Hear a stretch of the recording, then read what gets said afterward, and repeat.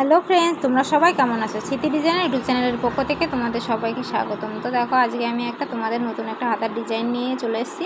তো চুড়িদার করেছি। চুড়িদার করার পরে কাস্টমারের কাপড় বেশি ছিল, তো আমি সেটা দিয়ে তাকে বলার পরে সে বললো ঠিক আছে দিদি, তোমার পছন্দ মতো একটা ব্লাউজ করে দাও।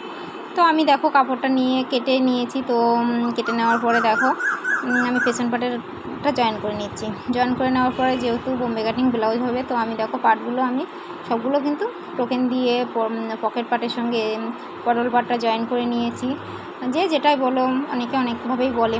তো আমি দেখো জয়েন করে নিচ্ছি। দুটো পার্ট জয়েন করে নেওয়ার পর ডবল সেলাই মেরে নিচ্ছি। নেওয়ার পর আমি এস পাটের সঙ্গে জয়েন করে নেব।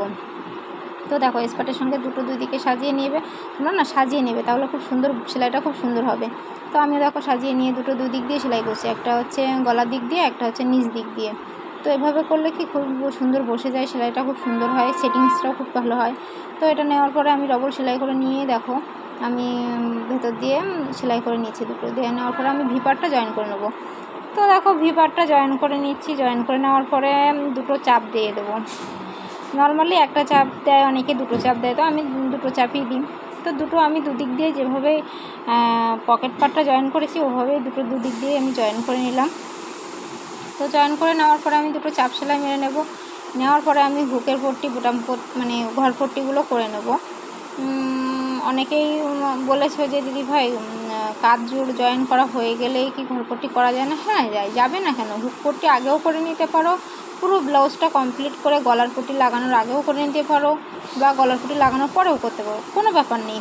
তো দেখো আমি হুকের ঘরপট্টিটা করে নিচ্ছি। তো ডবল সেলাই দিয়ে নিলাম। নিয়ে এবার যখন হুক পট্টি করবে তখন একটা কুচি মেরে দেবে। কুচিটা দিলে কি যে মানে বেশি কাপড়টা ওখানে আর কোনো সমস্যা না। তো দেখো আমি কীভাবে সেলাই করে নিয়েছি, খুব সুন্দর বসে যায়, সোজাও হয়, মানে কোথাও ব্যাকন বা কিছু হয় না। তো দড়িটা করে নিয়েছি। নেওয়ার পরে দেখো আমি সোজা কাপড়টা আমার সোজাই ছিল, 1 ইঞ্চি 2 সুত কাপড় ছিল, তো আমি সেটুকু দিয়েই পটিটা করে নেব, যেহেতু অল্প কাপড়ে আমাকে করতে হচ্ছে। তো দেখো আমি সেভাবেই কিন্তু করে নিচ্ছি।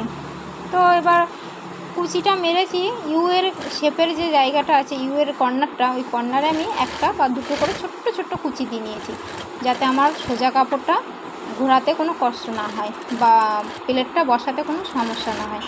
তো তোমরা সেলাই করার পরেই দেখতে পাবে আমি কেমন করে বসিয়ে নিয়েছি, কীভাবে বসিয়েছি, কেমন বসেছে সেলাইটা।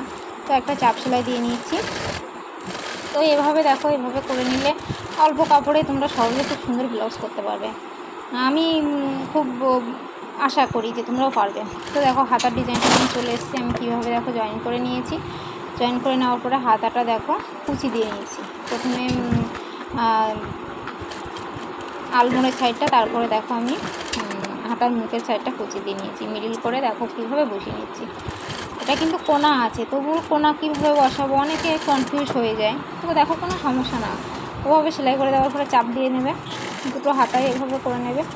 করে নেওয়ার পরে বগল সাইড দিয়ে বা আলমোড়ের সাইডে জুড়ে নেবে। জুড়ে নেওয়ার পরে তোমরা বডির সাথে সেট করে নেবে। আমিও দেখো কীভাবে সেট করছি, তোমরাও এভাবে দেখে দেখে সেট করে নেবে। তো আমার ভিডিওটা বা ডিজাইনটা কেমন লাগলো তো তোমরা কমেন্টসে জানিও। ভালো লাগলে লাইক, কমেন্ট, শেয়ার করে আমার পাশে থেকো। আর পরিশেষে একটা কথাই বলবো, আমার ভিডিওটা দেখে যদি তোমাদের ভালো লাগে তো আমাকে কমেন্টস করো, তাহলে আমি নতুন ভিডিও করতে উৎসাহ পাবো। আর দেখো কেমন হয়েছে, আমার ব্লাউজ কিন্তু রেডি। টাটা বন্ধুরা।